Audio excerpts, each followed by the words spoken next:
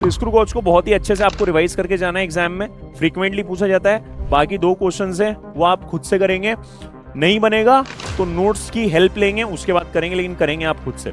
NLM के सवाल में एफबीडी बनाना आना चाहिए, इक्वेशन यूज करनी आनी चाहिए स्पेसिफिक डायरेक्शंस में, एक्स वाई जेड डायरेक्शन में।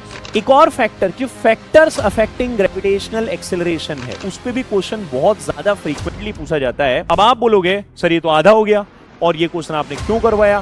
क्योंकि मैग्नेटिक डायपोल मोमेंट भी फ्रीक्वेंटली पूछा जाता है। हेलो बच्चों, कैसे हैं आप सभी लोग? उम्मीद करता हूं बहुत अच्छे होंगे। और आज हम लोग बात करेंगे नीट का एग्जाम जैसा कि पास है, तो उसमें फ्रीक्वेंटली पूछे जाने वाले सवाल जो कि लास्ट मोमेंट पे आपके रिवीजन को और बूस्टअप कर सकते हैं। और जो आज अपन डिस्कस करेंगे उसमें से फ्रीक्वेंटली जो है ना नीट के एग्जाम्स में क्वेश्चंस पूछे जाते हैं। तो आज अपन उन क्वेश्चंस को देख लेते हैं। मैं आपको ये भी बताऊंगा कौन कौन से एग्जाम में वो पूछा गया था, मतलब कौन कौन से ईयर नीट के एग्जाम में वो पूछा गया था, और उन्हें अपन जो है बहुत ही शॉर्ट ट्रिक से और बहुत ही जल्दी से एक बार सॉल्व भी कर लेंगे, ताकि आपका जो रिवीजन चल रहा है वो थोड़ा सा और बूस्टअप हो चुके। तो विदाउट वेस्टिंग एनी टाइम सबसे पहले बात करते हैं। जैसा कि आप देख सकते हैं अपने पास में यूनिट एंड मेजरमेंट से ये क्वेश्चन आता है, और आप देख सकते हैं कि यूनिट एंड मेजरमेंट से ना स्क्रू गॉज का एक क्वेश्चन मैं आपके लिए लेके आया हूं। तो स्क्रू गॉज का जो क्वेश्चन है वो बहुत फ्रीक्वेंटली बेसिस पे पूछा जाता है। आप देखिए 2021 में ये पूछा गया था, 20 में भी ये पूछा गया था, और 18 में भी, यानी कि हर बार ऑलमोस्ट ऑल्टरनेटिवली ये सवाल पूछा जाएगा। तो यहां से 2 ही चीजें, या तो एरर पे बेस्ड क्वेश्चन आएगा, या डिवाइसेस की अगर बात करें तो वर्नियर कैलिपर और स्क्रू गेज में थोड़ा सा एज स्क्रू गेज के पास होता है। क्वेश्चन अगर देखें, screw gauge given the following readings when used to measure the diameter of a wire. Main scale reading आपको दे रखी है 0 mm, और सर्कुलर स्केल की जो रीडिंग है वो अपने को दे रखी है 52 डिविजन्स। ठीक बात है। हमें दे रखा है कि जो 1 mm ऑन मेन स्केल है ये 100 डिविजन्स को रिप्रेजेंट कर रहा है, या 100 डिविजन्स के कोरस्पॉन्डिंग 1 mm है। तो यहां से क्या निकलेगा, याद करो, यहां से निकलेगा लीस्ट काउंट, और लीस्ट काउंट कितना आ जाएगा 1/100। ये mm में आएगा, भूलना नहीं है, मतलब 0.01 mm आ जाएगा आपके पास में इस डिवाइस का least count on the circular scale. ठीक है, तो डायमीटर ऑफ वायर अपने को निकालना है अबव रीडिंग से। तो स्क्रू गॉज के लिए जो फॉर्मूला होता है फाइनल रीडिंग का, जल्दी बताएंगे। फाइनल रीडिंग याद करो, आप भी अपनी अपनी कॉपी में लिख सकते हैं। फाइनल रीडिंग क्या हो जाएगी मेरे पास में, main scale reading plus N into L C. Correct है। तो मेन स्केल रीडिंग तो 0 है, एंड डिवीजन कितने आ रहे हैं सर्कुलर पे 52, और ये है 0.01। तो फाइनल आंसर आपको हो जाएगा 0.52 mm। पर अगर आप ध्यान से देखोगे, तो आप बोलेंगे कि सर ये तो एक भी ऑप्शन में नहीं दे रखा, क्योंकि बच्चों ऑप्शन सारे ना सेंटीमीटर में, mm में नहीं है। तो अपन इसको कन्वर्ट कर लेंगे, इट वुड बी 0.052 सेंटीमीटर। तो इस तरीके से थर्ड ऑप्शन इसका करेक्ट आंसर हो जाएगा। तो स्क्रू गॉज को बहुत ही अच्छे से आपको रिवाइज करके जाना है एग्जाम में, फ्रीक्वेंटली पूछा जाता है। बाकी 2 क्वेश्चंस हैं वो आप खुद से करेंगे, नहीं बनेगा तो नोट्स की हेल्प लेंगे, उसके बाद करेंगे, लेकिन करेंगे आप खुद से। उसके बाद अपन आ जाते हैं 1 डायमेंशनल मोशन के ऊपर। 1D ग्राफ के क्वेश्चंस बहुत इंपॉर्टेंट होते हैं, और थ्रू आउट द ईयर हमें 2 साल के स्टेज में पता लगा। स्टार्टिंग में अपने को लगता है कि यार ग्राफ के क्वेश्चन ना टफ होते हैं, लेकिन बाद में हमें ये रियलाइज होता है कि ग्राफ का क्वेश्चन ना अपने आप में एक बहुत इजी सवाल होता है। The velocity time plot of motion of a body is shown, the acceleration time graph जो है आपको इसका बताना है। वेलोसिटी टाइम ग्राफ आपको दिया हुआ है, और वेलोसिटी टाइम ग्राफ से एक्सीलरेशन टाइम ग्राफ कैसे बनेगा? वेलोसिटी से एक्सीलरेशन आता है स्लोप देख के। तो स्लोप देखेंगे सबसे पहले। देखो इस वाले रीजन में जो स्लोप है ना ये पॉजिटिव है और कांस्टेंट है। स्लोप क्या है यहां पे? पॉजिटिव एंड कांस्टेंट, सी मतलब कांस्टेंट। उसके बाद में सेकंड रीजन है, इसमें आप देखिए स्लोप कितना है 0, यानी एक्सेलरेशन कितना हो जाएगा 0। और फिर लास्ट वाले रीजन पे अगर अपन चलें, ग्रीन वन ये वाला, यहां पे जो स्लोप है वो नेगेटिव में कांस्टेंट है, क्योंकि स्ट्रेट लाइन का स्लोप क्या होता है? कांस्टेंट होता है। तो सबसे पहले हमारे पास ग्राफ में क्या आना चाहिए? Constant positive acceleration. यहां है, नहीं है, नहीं है, नहीं है, खत्म। मतलब कौन सा ऑप्शन सही है? फर्स्ट। तो देखो ग्राफ वाला क्वेश्चन कितना इजी होता है, राइट? तो ग्राफ अगर आपको पिक कर रहा है, ग्राफ से 2 ही तो चीजें निकलती है मेनली, एक तो होता है स्लोप यानी डिफरेंशिएशन, और दूसरा होता है एरिया यानी कि integration. Let's move the next question. Graph का एक और सवाल पूछा गया था, काफी रिसेंट है, इसको आप खुद से ट्राई करेंगे। Moving on the next one, a bullet is fired from a gun at the speed of 280 meter per second in the direction 30 meter above the horizontal. The maximum height attained by the bullet. Projectile में बहुत सारी चीजें, direct formula होता है, जैसे range का formula होता है, मैक्सिमम हाइट का फॉर्मूला होता है, मैक्सिमम हाइट पे वेलोसिटी कितनी होगी, क्वेश्चन जो है वो कंफ्यूज कर देता है बच्चों को। वाई डायरेक्शन वाली 0 होती है, लेकिन एक्स में कुछ ना कुछ बचती है। फिलहाल जो हमें सवाल दिया गया है, अपन मान लेते हैं कि यहां पे इस तरीके से कोई प्रोजेक्टाइल हमने फायर किया हॉरिजेंटल से 30 एंगल पे, करेक्ट, ये जा रहा है जा रहा है जा रहा है जा रहा है जा रहा है, यहां तक गया, हमसे इसकी मैक्सिमम हाइट पूछिए, एज सिंपल एज दैट। तो एक्स एच मैक्स का फॉर्मूला कितना होता है, ये होता है you square sine square theta upon 2g, ठीक बात है। तो यू स्क्वायर इनिशियल स्पीड मेरे पास कितनी है 280 into 280 into sine square theta, यानी कि हाफ आ जाएगा और इसका स्क्वायर बनेगा अपॉन 2 इंटू 9.8। सॉल्व जब आप इसको करेंगे आपको पता है कितना मिलेगा, सॉल्व करके देखिएगा, इट विल बी 1000। यानी कि अगर आप किसी बुलेट को इस स्पीड से इतने एंगल पे प्रोजेक्ट करेंगे तो मैक्सिमम हाइट जो बुलेट की होगी वो कितनी हो जाएगी 1000 मीटर, राइट। तो मैक्सिमम हाइट पे भी जो क्वेश्चन है वो काफी फ्रीक्वेंटली पूछा गया है। जैसे यहां पे आप देखिए 2022, एक तो अपन ने किया अभी 23 वाला, 22 में आपसे हाईएस्ट पॉइंट के बारे में पूछा गया था। आगे बढ़े 17 में भी आप लोगों से क्या पूछा है, द बॉल ऑफ मास आपको दे रखा है, upward direction velocity after 3 second, another ball thrown this same time touches the ground, the ratio of their, again देखिए मैक्सिमम हाइट्स, उनकी जो हाइट से उनका रेशियो पूछा है। तो मैं ये बताना चाह रहा हूं कि जो हाइट का क्वेश्चन है वो बहुत फ्रीक्वेंटली पूछा जाता है। तो प्रोजेक्टाइल में अपने को फॉर्मूले सारे याद करके जाने, डायरेक्ट फॉर्मुला बेस्ड क्वेश्चन आएगा, रेडीमेड नंबर है, मतलब आपको कुछ मेहनत ज्यादा करनी नहीं है। नेक्स्ट आगे बढ़ेंगे, एनएलएम पे अपन आए हैं। The horizontal force 10 Newton is applied to a block A as shown in figure. The mass of blocks A and B are 2 kg and 3 kg respectively. Diagram में shown है। The block slides over a frictionless surface. The force exerted by block A on block B. ये question यहां क्यों लेके आया हूं मैं, FBD free body diagram अपने को बनाना आना चाहिए, क्योंकि फ्री बॉडी डायग्राम अगर आपको बनाना नहीं आएगा तो दिक्कत हो जाएगी। क्यों सर, देखो फ्री बॉडी डायग्राम बनाना आना चाहिए, इक्वेशन लगाने नहीं चाहिए, आंसर आ जाएगा। नेक्स्ट देखो, फ्री बॉडी डायग्राम बनाना आना चाहिए, इक्वेशन लगाने आनी चाहिए, आंसर आ जाएगा। तो इसमें से जैसे मान लीजिए ये वाला क्वेश्चन अपन पिक करें, इसमें आपको ब्लॉक्स वाले और ब्लॉक्स के बीच में टेंशन वाले, तो यहां से अपने तो नॉर्मल रिएक्शन पूछा है ना, टेंशन वाली भी वेरिएशन आती है, वो भी इंपॉर्टेंट है, डेफिनेटली आप लोगों ने नोट्स में किया होगा। तो सबसे पहले अपन क्या मानेंगे, हम बोल देते हैं कि सर जो दोनों ब्लॉक्स है ना वो एज ए सिस्टम मूव करेंगे, जो दोनों ब्लॉक्स हैं वो एज अ सिस्टम मूव करेंगे। तो जब आप पूरे सिस्टम के लिए इक्वेशन लगाएंगे sigma F is equals to M A, तो नेट फोर्स एक्स डायरेक्शन में, केवल एक्स डायरेक्शन में बात कर रहा हूं, आप जानते हैं क्योंकि फ्रिक्शन है नहीं, तो वाई डायरेक्शन में बात करने का कोई सेंस है नहीं। तो जब आप सिग्मा एफ एक्स लगाते हैं is equals to mass times acceleration in X direction, तो यह आएगा 10 इज इक्वल्स टू 5a। 5 क्यों, क्योंकि 2 + 3 पूरा सिस्टम आपने जो है वो इसको कंसिडर किया है। तो यहां से एक्सेलरेशन कितना आ गया है 2 मीटर पर सेकेंड स्क्वायर, ये एक्सेलरेशन आ गया। अब आपसे दोनों ब्लॉक्स के बीच में लगने वाला नॉर्मल रिएक्शन फोर्स पूछा है, तो उसके लिए अपन क्या करेंगे, आपको किसी भी एक ब्लॉक का अलग से एफबीडी बनाना पड़ेगा। लेट सपोज मैं 3 kg के ब्लॉक का अलग से एफबीडी बनाता हूं। अगेन आप वाई डायरेक्शन में चाहें तो बना सकते हैं, वाई डायरेक्शन में तो बहुत इजी सी बात है कि सर देखो नीचे क्या लगेगा mg मतलब 3g, ऊपर क्या लगेगा नॉर्मल रिएक्शन, पर ये हमारे किसी काम का नहीं है। इसमें राइट की तरफ यहां एक फोर्स लगेगा, ए ने बी पे लगाया आगे की तरफ और बी ने ए पे लगाया पीछे की तरफ, तो हम एफबीडी किसका बना रहे हैं, बी वाले ब्लॉक का। तो यहां एक फोर्स लग जाएगा नॉर्मल रिएक्शन जो हमसे पूछा है, इसको मैं n डैश नाम देता हूं।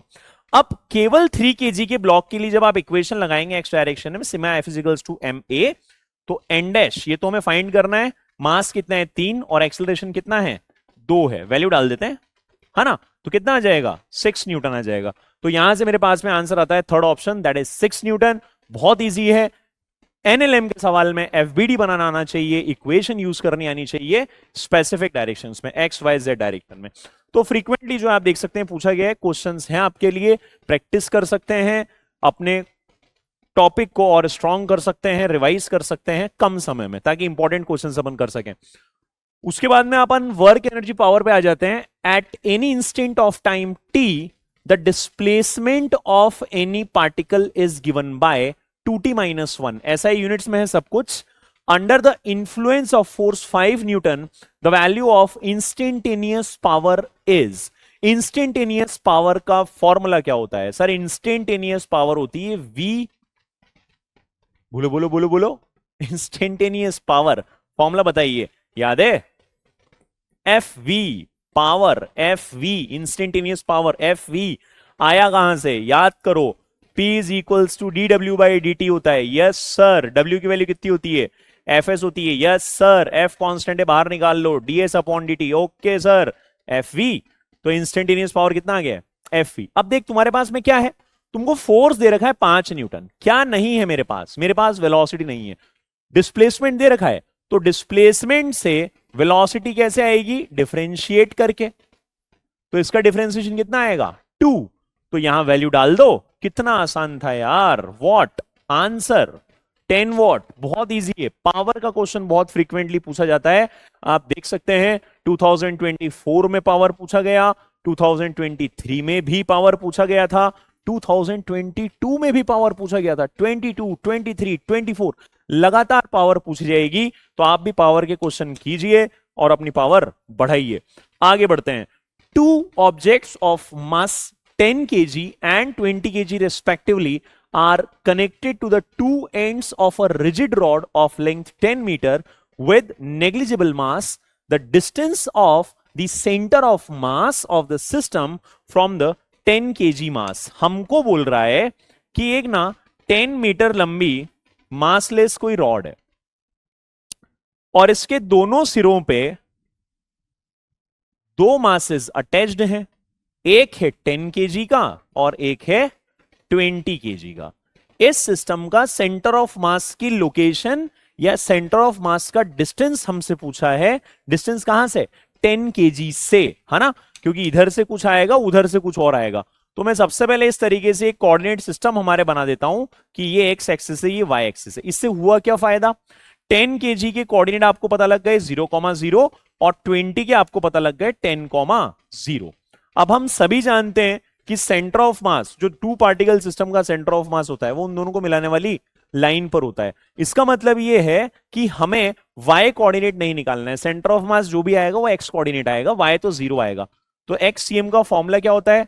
ये होता है m1x1 plus m2x2 upon m1 plus m2। तो ये आएगा 10 इंटू 0 प्लस 20 इंटू 10। मानते हैं इस बात को?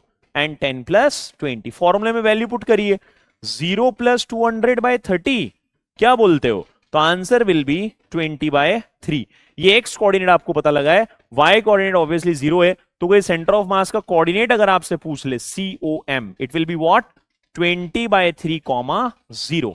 करेक्ट आंसर कौन सा हो जाएगा आपके पास में? 20/3। Third option will be the correct answer. अब देखिए 22 में पूछा गया, 20 में पूछा गया सेंटर ऑफ मास, वही फॉर्मूला लग जाएगा सेम टू सेम। मतलब क्वेश्चन जो है ना वो बार बार, देखो सेंटर ऑफ मास 20 में भी पूछा गया तो बार बार क्वेश्चन रिपीट होता है। फॉर्मूला बेस्ड क्वेश्चन आएगा, हमें फॉर्मूला याद होना चाहिए, फॉर्मूले में वैल्यू पुट करेंगे, आंसर आएगा, 4 नंबर आ जाएंगे। आगे बढ़ते हैं। Next is what? रोटेशन पे आते हैं, है ना। The ratio of radius of gyration of solid sphere of mass m and radius r about its own axis to the radius of gyration of a thin hollow sphere of same mass and radius. Radius of gyration important है, क्योंकि radius of gyration से ना examiner आपका moment of inertia भी check कर लेता है indirectly. तो हमसे क्या बोला है? एक तो सॉलिड स्फीयर है, इसका मास m, रेडियस r है, ओन एक्सिस के अबाउट रेडियस ऑफ गायरेशन क्या होगी उसका रेशियो में निकालना है। पहले रेडियस ऑफ गायरेशन निकाल लेते हैं। तो इसका जो मोमेंट ऑफ इनर्शिया होता है वो होता है 2/5 mr², और रेडियस ऑफ गायरेशन निकालने के लिए इसको m के स्क्वायर के बराबर कर देते हैं, क्योंकि ये सॉलिड स्फीयर का है इसलिए k के साथ में s लिख देता हूं। ठीक बात है। दूसरा क्या था? हॉलो स्फीयर है जिसका मास और रेडियस सेम है। इसका भी ओन एक्सिस के अबाउट अगर आप रेडियस ऑफ गायरेशन निकालना चाहेंगे, what you have to do, moment of inertia लिखेंगे 2/3 mr², और इधर आ जाएगा m²। क्योंकि ये हॉलो है तो हॉलो का h लिख देता हूं। अब हमें क्या चाहिए? हमें ks और kh का रेशो चाहिए। तो you don't need to do anything else, equation 1 और 2 को क्या कर दो? डिवाइड कर दो। जब डिवाइड करोगे ना तो देखो mr² से mr² कैंसिल होगा, 2 से 2 कैंसिल होगा, तो मेरे पास क्या बचेगा? इधर m से m भी कैंसिल हो जाएगा ना, तो मेरे पास क्या बचेगा? इधर ks² अपॉन kh², और इधर मेरे पास कितना बचेगा? ये 5 किधर? एस के साथ 5 है ना, तो इधर ये नीचे रहेगा, मतलब 5 नीचे और 3 ऊपर। तो देखिए ध्यान से, we are very close to the answer, K S upon K H, radius of gyration of solid upon radius of gyration of hollow, the answer would be √3/5। Square था ना, तो स्क्वायर हट के उधर रूट की फॉर्म में वो convert हो जाएगा। Third option will be the correct answer. तो रेडियस ऑफ गायरेशन का फायदा क्या होता है, इससे आपका मोमेंट ऑफ इनर्शिया भी एग्जामिनर जो है वो चेक कर लेगा। आगे बढ़ते हैं। नेक्स्ट इज व्हाट, ग्रेविटेशन पे अपन आ गए हैं। The mass of a planet is 1/10 that of the earth and its diameter is half that of the earth. The acceleration due to gravity on the planet, किसी भी planet की surface पे acceleration due to gravity का जो formula होता है वो कितना होता है, ये होता है gm/r²। अगर किसी भी प्लैनेट की आप बात कर रहे हैं तो this will be the formula, P for planet, right. अब तुम देखो अर्थ के लिए कितना होगा, Gme/re²। सर ये क्यों लिखा, क्योंकि इसी की फॉर्म में अपन वैल्यू निकाल सकते हैं, क्योंकि यही नोन है।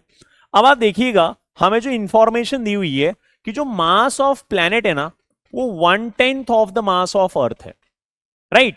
और डायमीटर प्लैनेट का आधा है, मतलब रेडियस उस प्लैनेट की क्या होगी, अर्थ की रेडियस की हाफ।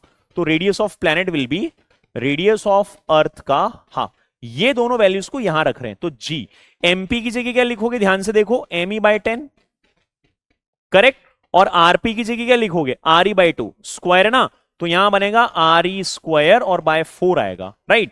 अब आप फ्रॉम इक्वेशन 1 चेक करिए, जो g ऑन p है, acceleration due to gravity on the surface of planet, इसकी जगह हम क्या लिख सकते हैं, this can be R GE। Earth पे g कितना है, 4/10, बहुत बढ़िया बात है। ये कितना होता है, ये होता है सर 9.8 मल्टीप्लाई बाय 4/10।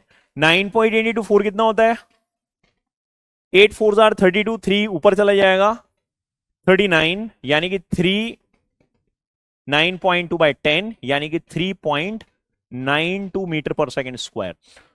तो ये आपके पास आंसर आ गया है सेकंड वाला। तो एक तो एक्सेलरेशन ड्यू टू ग्रेविटी, और दूसरा जो बहुत फ्रीक्वेंटली पूछा जाता है, ये 24 का था। 20 में देखिए आप, अगेन 20 कोविड के टाइम ही आया था, वहां देखिए आप 19 में देखिए। एक और फैक्टर, जो फैक्टर्स अफेक्टिंग ग्रेविटेशनल एक्सेलरेशन है, उस पर भी क्वेश्चन बहुत ज्यादा फ्रीक्वेंटली पूछा जाता है। ये फैक्टर्स वाला है कि ये भी करके देखते हैं अपन, कौन से फैक्टर्स हैं सर, हाइट होता है, डेप्थ होता है, शेप ऑफ अर्थ होता है, due to rotation of earth होता है। तो वो सारे फैक्टर्स हैं जो जी पे अपना इफेक्ट डालते हैं। बॉडी का वेट 72 दे रखा है on the surface of earth, तो ये एक्चुअल वेट है जो किसके बराबर होता है, mg के। इक्वेशन 1 डाल के भूल जाओ, है ना, यहां चाहो तो आप 72 डाल के भूलो इसको, mg। ये अर्थ के लिए सरफेस पे। What is the gravitational force on it at a height equal to half of the radius of earth. अब हाइट के साथ जो ग्रेविटेशनल एक्सेलरेशन है वो किस तरीके से वेरी करता है, याद करो, इट इज g/1 + h/r का स्क्वायर। फॉर्मूला याद होना चाहिए, g/1 कितनी हाइट पे जा रहे हो, अर्थ की रेडियस की आधी हाइट पे जा रहे हैं सर, तो ये r से r कैंसिल होगा, ये बचेगा g/1 + 1/2 का स्क्वायर। बहुत बढ़िया बात है। तो gh कितना आएगा, g/, इट विल बी 3/2 का स्क्वायर, मींस 4g/9, करेक्ट। अर्थ की सरफेस से रेडियस के आधी हाइट पे अगर आप चले गए तो वहां जी इतना होगा, तो वहां वेट कितना होगा सर, वेट होगा mgh, h हाइट पे वेट mgh, m तो सेम रहता है। अब देखना wh weight at h height, m तो m है और gh कितना आया, दिस इज 4g/9। इसको तो ऐसे लिख दे mg इंटू 4/9 लिख सकते हैं। अब देख फ्रॉम इक्वेशन 1 mg क्या है, सरफेस पर वेट, तो ये कितना हो जाएगा 72 इंटू 4/9, है ना, यानी 8 इंटू 4 यानी कि 32 न्यूटन हो जाएगा सर। तो फैक्टर्स अफेक्टिंग ग्रेविटेशनल एक्सेलरेशन हमें बहुत अच्छे से आने चाहिए, फॉर्मूले याद होने चाहिए, कम समय में क्वेश्चन बनेगा, बढ़िया नंबर आएंगे, नंबर देके जाएगा। यहां देखो तुम 1/n टाइम डेप्थ पे पूछ लिया, हाइट वाला अपन ने किया, यहां पे फिर तुम देखो हाइट पे पूछ लिया, हाइट वाला अपन ने किया, बहुत इजी होता है। उसके बाद देखो 12th पे अपन आ गए हैं, इलेक्ट्रोस्टैटिक्स बहुत बहुत बहुत इंपॉर्टेंट होती है और ग्रेविटी के आसपास चलती है इसकी कहानी, है ना। थ्योरी आप पूरी देखेंगे, फील्ड, फोर्स, पोटेंशियल एनर्जी, सब कुछ थ्योरी के आसपास जो थ्योरी है वो सारी दोनों चैप्टर के ऑलमोस्ट सेम है। इलेक्ट्रिक डायपोल बहुत इंपॉर्टेंट है। देखो डायपोल का सवाल 23 में आया, डायपोल का सवाल 21 में आया, डायपोल का सवाल 20 में भी आया, मतलब डायपोल तो बार बार पूछता है। तो एक डायपोल का सवाल आपको मैं करवाऊंगा, बाकी डायपोल के सवाल आप खुद से कर दोगे। Electric dipole is placed at an angle of 30 degree with the electric field of intensity 2 × 10⁵ Newton पर coulomb. It experiences a torque equal to 4 Newton meter. Calculate the magnitude of charge on the dipole if the dipole length is 2 centimeter. क्या कहना चाह रहा है ये? देख, एक uniform electric field है, इसमें एक डायपोल इस तरीके से रखा हुआ है कि वो इलेक्ट्रिक फील्ड के साथ 30 डिग्री का एंगल बना रहा है। तो मान लीजिए ये तो इलेक्ट्रिक फील्ड है, ये आपको कितना दे रखा है? ये दे रखा है 2 × 10⁵. डायपोल के लिए एक माइनस क्यू होता है, एक प्लस क्यू होता है, यानी डायपोल मोमेंट किधर से किधर हो जाएगी? माइनस से प्लस की तरफ होती है। और ये एंगल मुझे यहां पे 30 दे रखा है। इसको यहां रोके रखने के लिए torque acting on dipole, formula याद करेंगे। टॉ इज इक्वल टू क्या होता है? ये होता है P × E, बोले तो PE sin थीटा, टॉर्क। अब देखना ध्यान से, टॉर्क तुझे दे रखा है, P को तू लिख सकता है Q × L, E sin theta कितना है? हाफ। सही बात है। तो यहां से आप ध्यान से देखें, L इज इक्वल टू, नहीं Q पूछा है ना आपने से, तो Q इज इक्वल टू कितना आता है? ये आता है 2 टाउ, L किधर जाएगा? नीचे, E किधर जाएगा? नीचे। सारी की सारी वैल्यूज तुम लोगों को दे रखी है, सारी वैल्यूज तुमको दे रखी है। You just need to put the values and you will be getting the answer. जब आप इसको सॉल्व करते हैं 2 × 10⁻³ आपको मिलेगा 2 milli coulomb will be the answer. Dipole बहुत बढ़िया बात है। डायपोल के बहुत सारे सवाल आते हैं, बहुत सारे नंबर देके जाते हैं। उसके बाद में हम बात करेंगे कैपेसिटेंस। इक्विवेलेंट कैपेसिटेंस अपने को निकालना आना चाहिए। अब तुम्हें लगेगा सर पूछता कहां होगा, तो बहुत आसान होता है। देख, रिसेंटली पूछा 24 में, उसके पहले 23 में भी पूछा, और पूछता ही रहता है। 21 में पूछा था, सारे question equivalent capacitance of capacitor हमें निकालना आना चाहिए। बहुत सारे मेथड हो सकते हैं, सीरीज पैरेलल हो सकता है, आपको चेक करना है कहीं व्हीट स्टोन तो नहीं बन रहा। व्हीट स्टोन बनेगा तो 99.99% टाइम्स आपके बैलेंस्ड ही बनेगा, है ना। उसके अलावा इक्वल पॉइंट पोटेंशियल मेथड है, बहुत सारे मेथड्स हैं, हमें सब आने चाहिए। यहां पे देखो जैसे ध्यान से, अरे व्हीट स्टोन की बात की, व्हीट स्टोन आ गया, ध्यान से देखिएगा, ध्यान से। This upon this is equal to this upon this, याद था ना?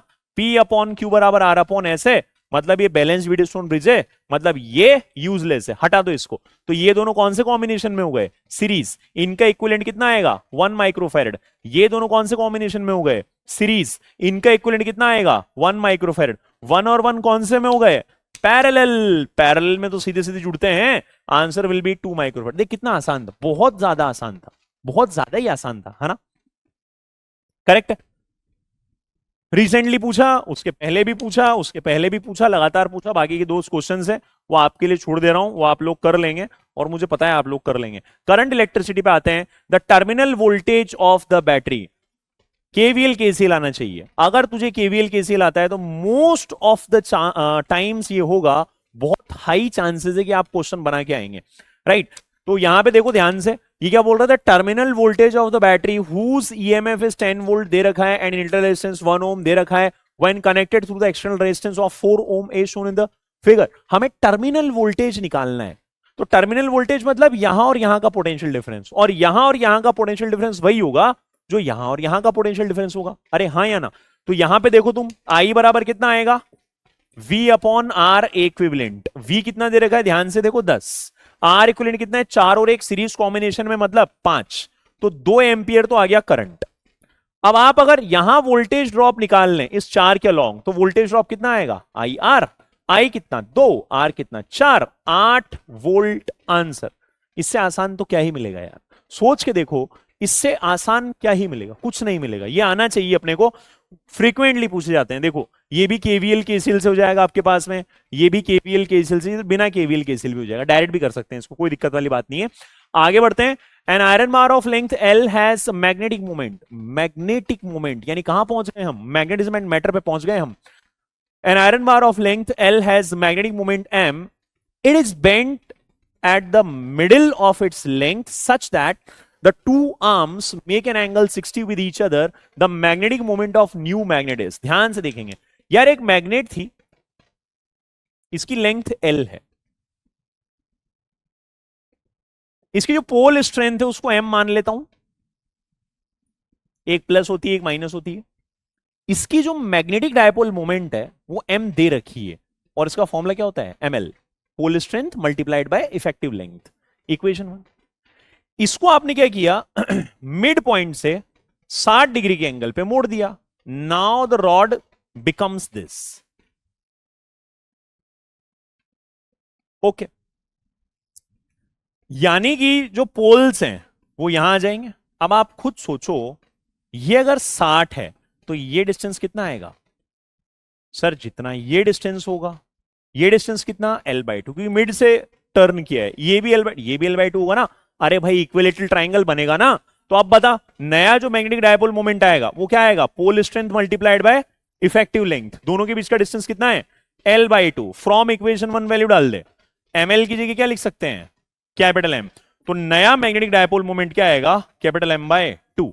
अब आप बोलोगे सर ये तो आधा हो गया, और ये क्वेश्चन आपने क्यों करवाया, क्योंकि मैग्नेटिक डायपोल मोमेंट भी फ्रीक्वेंटली पूछा जाता है। 24 में आपसे पूछा गया था, उसके पहले 21 में आपसे मैग्नेटिक डायपोल मोमेंट अगेन पूछा गया था। IA वाला फॉर्मूला लगेगा इसमें, करंट कैरिंग लूप है ना। उसके बाद में 20 में भी आपसे मैग्नेटिक मोमेंट पूछा गया था। ये वैसा ही क्वेश्चन है जो अभी अपन ने रिसेंटली किया। तो मैग्नेटिक डायपोल मोमेंट इंपॉर्टेंट है, आना चाहिए। एसी पे आते हैं, right. AC, the net impedance, impedance हमें निकालना आना चाहिए। जब भी आप ऑल्टरनेटिंग करंट वाले चैप्टर की बात करते हैं, इंपिडेंस बहुत इंपॉर्टेंट रोल प्ले करेगा। क्यों, क्योंकि आपको एलसीआर सर्किट आना चाहिए। एलसीआर जब आना चाहिए तो उसमें हमें एक बार ना रेजोनेंस को बहुत ध्यान से देख लेना है, क्योंकि बहुत ब्राइट चांसेस होते हैं कि रेजोनेंस से आप लोगों से क्वेश्चन पूछा जाएगा। खैर सॉरी, यहां देखते हैं कि इंडक्टर है, कैपेसिटर एक रेजिस्टेंस है, मिली हेनरी होना चाहिए ये, नॉट फैरेड। माइक्रोफैरेड आपको कैपेसिटेंस दे रखा है और रेजिस्टेंस दे रखा है। जेड इंपिडेंस होता क्या है सर, इंपिडेंस होता है √R² प्लस x²। अच्छा जी, आर दे रखा है क्या, हाँ सर। कितना दे रखा है, 10, तो 10 का स्क्वायर, कहानी खत्म। एक्स हमें नहीं पता, एक्स की वैल्यू निकाल लेते हैं। अब आ जाओ एक्स पे। एक्स क्या होता है, एक्स होता है XL minus XC, okay. Mod ले लेते हैं इसका, जो पॉजिटिव आएगा वही हम रखेंगे। अब सर एक्सेल भी तो नहीं है, एक्सेल निकाल लो ना। एक्सेल बराबर क्या होता है, ओमेगा एल। ओमेगा कितना, 2πfl, वैल्यू डालो 2 पाई, एफ कितना 50, एल कितना, यह आपको दे रखा है 50/π into 10⁻⁻3, मिली वाला है ये, है ना। तो देख कैंसिल कौन कौन हुआ, पाई से पाई हटा, पाई से पाई हटा। इसको सॉल्व कर तो देख 50 × 2 कितना, 100 × 50 × 10⁻³ 10⁻³ से 1 2 3 खत्म, कितना बचा 5। ये किसकी वैल्यू है, एक्सएल की। आगे चलो, एक्ससी भी तो निकालना है, एक्ससी भी निकाल लेते हैं। एक्ससी क्या होता है सर, 1/ωc। ओमेगा क्या होता है, 2πfc। चलो वैल्यू डालो, तो 1/2π, एफ कितना 50, सी कितना, सी है 10⁻³ किसमें, माइक्रो में, मतलब 10⁻⁻6 लगाना नहीं भूलेंगे, अदरवाइज गड़बड़ हो जाएगी। चलो काटापीटी करते हैं, पाई से पाई उड़ाओ, 50 × 2 कितना 100, 1/100 तो ये, 10⁻³ ये, और 10⁻⁻6 ये। तो बचा क्या तुम्हारे पास में, ऊपर जाके केवल 10 बचा। ये इसकी यूनिट ओम होती है, ये कौन आया, एक्ससी। इसकी यूनिट ओम होती है, कौन था, एक्सएल। अब देख एक्स क्या होता है, एक्सएल माइनस एक्ससी है, एक्ससी माइनस एक्सएल, कितना आएगा 5 - 10 यानी कि 5 आ जाएगा। एक्स की वैल्यू आ गई, यहां वैल्यू डाल, खेल खत्म कर। 5 का स्क्वायर कितना आएगा, √125 यानी कि 5√5 आंसर। फोर्थ ऑप्शन आपका करेक्ट आंसर आ जाएगा। बहुत आसान है, इंपिडेंस निकालना आना चाहिए। रेजोनेंस सर्किट को ध्यान से एक बार देख लेंगे क्या होता है। बहुत बहुत बहुत ब्राइट चांसेस है वहां से सवाल पूछा जाए, हाँ या ना, बिल्कुल हाँ सर। थोड़ा बहुत उसी टाइप का सवाल है, आरएलसी सर्किट बनाने हैं अपने को, आरएलसी सर्किट बनाने हैं अपने को, आरएलसी सर्किट बनाने हैं। ओके, इंडक्टर, अच्छा ये भी तो आरएलसी है, ठीक बात है। पावर लॉस का सवाल है, कर दोगे आप लोग। आरएलसी सर्किट के लिए पावर लॉस अपन ने पढ़ा, पावर क्या कितनी होती है मेरे पास में, VRMS IRMS cos phi, कर देंगे। उसके बाद आते हैं ऑप्टिक्स के ऊपर। रे ऑप्टिक्स से 2 thin lenses of same focal length, 2 thin lenses है, दोनों की फोकल लेंथ कितनी है, एफ है। एक कॉन्वेक्स है, एक कॉनकेव है। अच्छा जी, मतलब इसकी अगर एफ है तो इसकी कितनी होगी, -f होगी। When they are placed in contact with each other, ओहो, कॉम्बिनेशन ऑफ द लेंसेज, मतलब इन दोनों को ऐसे रखा, ये कॉन्वेक्स हो गया तेरा और ये कॉनकेव हो गया। हमें क्या निकालना है, the equivalent focal length. Equivalent focal length का फॉर्मूला याद करो जल्दी से, 1 upon F equivalent is equal to 1 upon F1 plus 1 upon F2। अगर लेंसेस कांटेक्ट में तो ये फॉर्मूला लगेगा, अदरवाइज नहीं लगेगा, वरना minus D upon F1 F2 आता है, याद रखना। तो 1 upon F plus minus 1 upon F, क्योंकि कॉनकेव की फोकल लेंथ माइनस में होती है, तो यहां से जो 1 अपॉन एफ इक्विवेलेंट आया कितना आया, 0, यानी जो एफ इक्विवेलेंट आएगा वो कितना आएगा, इनफाइनाइट। ये ध्यान रखना, ये 1 अपॉन एफ इक्विवेलेंट की वैल्यू है, आपसे एफ इक्विवेलेंट पूछा है, the answer will be infinite. पहला बहुत आसान। कॉम्बिनेशन ऑफ लेंसेज क्यों बताया सर, देख बार बार पूछा जाता है, 23 में पूछा गया, हालांकि बहुत समय पहले पूछा गया था, लेकिन उसके बीच में भी एक दो बार कुछ इस तरह के क्वेश्चन आए जिसमें इफेक्टिव फोकल लेंथ या इक्विवेलेंट फोकल लेंथ आपको निकालने की जरूरत पड़ी थी, पूछा जाता है, लेकिन तो अपने को इक्विवेलेंट फोकल लेंथ निकालनी आनी चाहिए, बहुत बढ़िया बात है, आ जाएगी, सीख लेंगे सर। वेव ऑप्टिक्स पे आ गए। Unpolarized light strikes a glass surface at Brewster angle, last year ही पूछा गया, ब्रेविस्टर एंगल यानी कि पोलराइजेशन पे बना गए हैं। हमें पता है कि सर जब भी लाइट किसी मीडियम पे इस तरीके से आती है, अभी तो मैंने ऑप्शंस भी नहीं पढ़े, फिर भी बता देते हैं, इंसिडेंट लाइट कुछ पार्ट इसका रिफ्लेक्ट हो जाता है और कुछ पार्ट इसका रिफ्रैक्ट हो जाता है। जो रिफ्लेक्ट होता है ये क्या होती है, पोलराइज्ड लाइट होती है, और जो रिफ्रैक्ट होता है ये पार्शियली पोलराइज्ड लाइट होती है। ऐसा होता कब है, जब एंगल ऑफ इंसिडेंस किसके बराबर हो, ब्रेविस्टर एंगल के बराबर हो, और वो कब होगा, जब ये दोनों एक दूसरे के परपेंडिकुलर होंगी। सारी थ्योरी कवर हो गई है। पहला option, both the reflected and refracted lights will be completely polarised, बिल्कुल गलत है। The reflected light will be completely polarised but the refracted light will be partially polarised, बिल्कुल सही बात है, बाकी देखने ही नहीं है, चाहो तो देख लो, गलत ही होंगे। The reflected light will be partially polarised गलत है, refracted light will be completely polarised ये भी गलत है। तो ब्रेविस्टर लॉ यानी कि पोलराइजेशन हमें आना चाहिए। वेव ऑप्टिक्स में कितनी चीजें हैं, पोलराइजेशन है आपके पास में, डिफ्रैक्शन और इंटरफेरेंस है। इंटरफेरेंस में से थोड़ा सा बड़ा पोर्शन है, लेकिन पोलराइजेशन में से अच्छी खासी मात्रा में सवाल पूछे जाते हैं, थ्योरेटिकली भी क्वेश्चन बन जाते हैं। जैसे बना 2020 में आपसे पोलराइजेशन का पूछा गया था, आईबी जो होता है वो कितना होता है, 10 इनवर्स म्यू होता है, और म्यू की वैल्यू कभी 1 से छोटी नहीं हो सकती, मतलब 10 1 से बड़ा होगा, यानी 45 से ज्यादा और 90 से छोटा होगा, इनफाइनाइट और 1, पूरी रेंज उसमें कवर हो गई है। देखो एक और पोलराइजेशन का, पोलराइड का सवाल अपने से पूछा गया है, इंटेंसिटी वाला है, आई बराबर आई नॉट कॉस स्क्वायर थीटा, जो मालूस लॉ आप लोगों ने पढ़ा हुआ है। बस यही था यार, आज तो यही था, मतलब बहुत कुछ अपन ने कवर कर लिया है। कोशिश करेंगे जो क्वेश्चंस मैंने यहाँ पे लेफ्ट किए हैं, छोड़े हैं, आप उनको खुद से ट्राई करें, उनको बनाएं, कॉन्सेप्ट आपका बिल्डअप होगा। Best of luck, take care.